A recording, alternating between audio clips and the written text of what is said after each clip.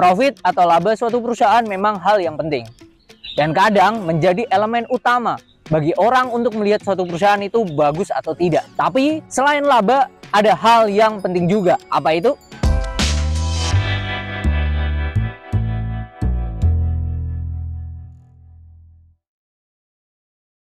Kalau menurut saya pribadi, cuan atau laba suatu perusahaan itu hal yang terakhir saya lihat. Hal pertama yang saya lihat adalah kas dari perusahaan tersebut. Biasanya kas ini saya bandingkan dengan total asetnya.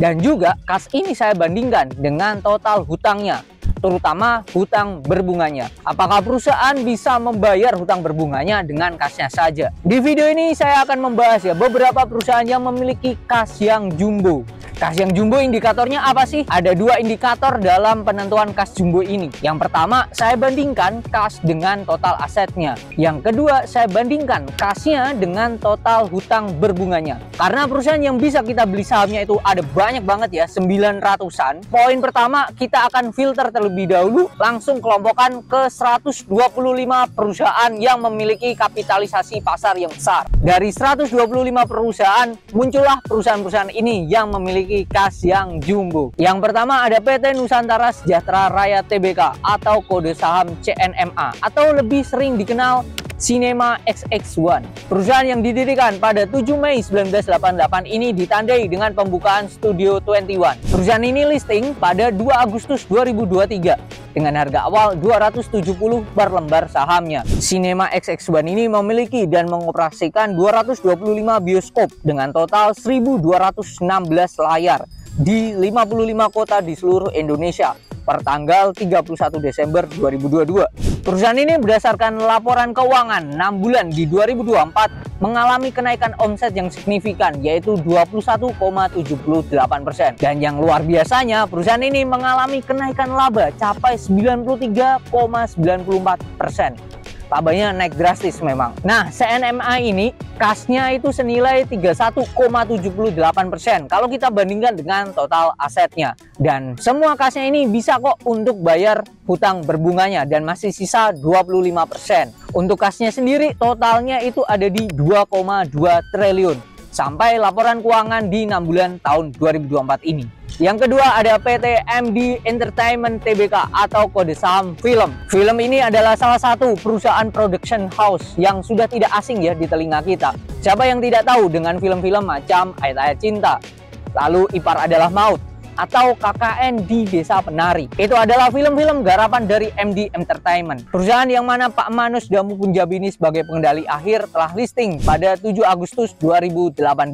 Dengan harga awal di 210 per lembar sahamnya. Secara omset perusahaan pada 6 bulan di tahun 2024 hanya naik 5,9%. Tetapi labanya bisa bertumbuh capai 24%. Film ini memiliki kas 582 miliar atau senilai dengan 32,13% dari total asetnya. Luar biasa dari kasnya film ini mereka bisa membayar semua hutangnya. Ya, kalian nggak salah dengar membayar semua hutangnya. Selanjutnya ada PT Aspirasi Hidup Indonesia yang dulunya dikenal dengan PT S Hardware Indonesia Tbk atau kode saham ACES. Pada tanggal 30 Juni 2024, perusahaan telah memiliki 237 gerai retail yang tersebar pada kota-kota di Indonesia. ACES sendiri listing pada 6 November 2007 dengan harga awal 820 per lembarnya. Salah satu keunggulan dari ACES ini adalah sejak IPO mereka rutin membagikan dividen. Dan pada laporan keuangan 1 semester 2024, labanya naik sebesar 21%. Secara kas, ACES ini luar biasa. Kasnya senilai 2,7 triliun atau setara dengan 33,39% dari total asetnya. Dan yang hebatnya lagi, kas tadi senilai 2,7 triliun itu bisa membayar hutangnya yang senilai 2,2 triliun.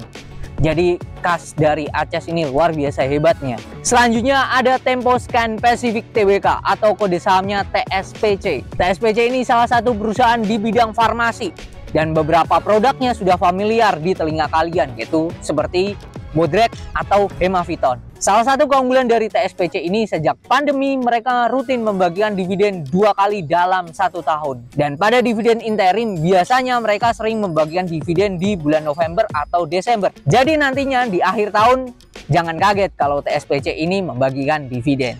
Jadi kalian bisa siap-siap. Kasnya dari TSPC ini senilai 33,85% dari total asetnya. Yang luar biasanya lagi, kasnya ini bisa membayar semua hutangnya. Kas dari TSPC ini senilai 4 triliun. Di urutan kelima ada perusahaan yang bergerak di sektor makanan dan minuman, yaitu PT Ultra Jaya atau kode sahamnya ULTJ. Perusahaan ini sudah listing sejak 15 Mei 1990 dengan harga awal 7.500 per lembarnya. Salah satu hal yang positif dari Ultra Jaya, sampai laporan keuangan 1 semester 2024 labanya telah naik 23%. Kalau melihat dari kasnya ini senilai 2,9 triliun atau setara dengan 34% kalau kita bandingkan kas dengan total asetnya. Kas dari Ultra Jaya yang senilai 2,9 triliun ini bisa untuk bayar total semua hutangnya. Total hutangnya itu hanya senilai 1,3 triliun. Jadi bisa dikatakan masih tersisa lebih dari 50% kasnya. Selanjutnya masih di bidang yang sama, makanan dan minuman, yaitu PT Multi Bintang Tbk atau kode saham MLBI. Perusahaan ini punya produk-produk yang sudah familiar di telinga kita, yaitu ada bir bintang, ada Heineken, dan lain-lain.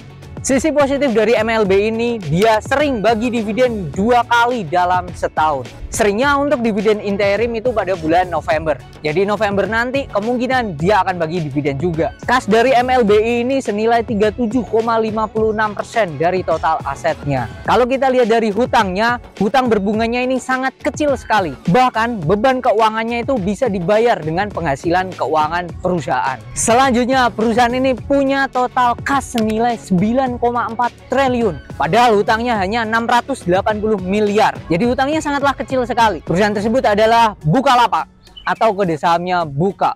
Buka sendiri telah listing sejak 6 Agustus 2021 dengan harga awal 850 per lembarnya. Waktu mereka IPO, total dana yang diperoleh itu senilai 21,9 triliun dari IPO sendiri. Namun sampai 1 semester di 2024 ini Bukalapak masih belum mendapatkan laba. Jadi kalian jangan harap kalau Bukalapak akan bagi dividen. Di posisi ke-8 ada Indo Tambang Raya Megah Tbk atau kode saham ITMG. ITMG sendiri listing pada 18 Desember 2007 dengan harga awal 14.000 per lembarnya. Sejak IPO saja perusahaan ini sudah luar biasa ya harga sahamnya. ITMG ini kasnya bukan kaleng-kaleng lagi, senilai 876 juta US dollar atau kasnya ini setara dengan 40,56% dari total asetnya. Kas dari ITMG ini bisa untuk membayar semua hutang-hutangnya. Hutangnya ini kalau ditotal senilai 384 juta US dollar. Kas dari ITMG sendiri tadi kan 876 juta US dollar. Atau kalau kita kurskan ke rupiah senilai 13,5 triliun. Yang terakhir ada PT Gojek Tokopedia atau kode saham Goto. Kas dari Goto ini senilai 20,1 triliun atau setara dengan 43% dari total asetnya. Dan kas dari Goto ini bisa untuk membayar semua hutang-hutangnya yang senilai 12,8 triliun. Jadi luar biasa ya ternyata kas dari Goto ini. Akan tetapi Goto sama dengan Bukalapak tadi ya, sampai laporan keuangan 6 bulan di 2024 ini belum mencapai yang namanya laba atau masih dikatakan minus ya. Itu tadi 9 perusahaan yang punya kas jumbo. Aslinya kas jumbo ini juga punya efek yang kurang oke juga. Jikalau kasnya ini hanya sebatas kas saja, tidak memberikan efek positif ke penghasilan keuangan perusahaan. Kalau menurut kalian dari 9 perusahaan tadi ada nggak yang menarik? Mungkin itu list perusahaan-perusahaan yang punya kas jumbo. Semoga bermanfaat dan sampai jumpa di video kita lainnya masih di channel Saham Setiap Saat.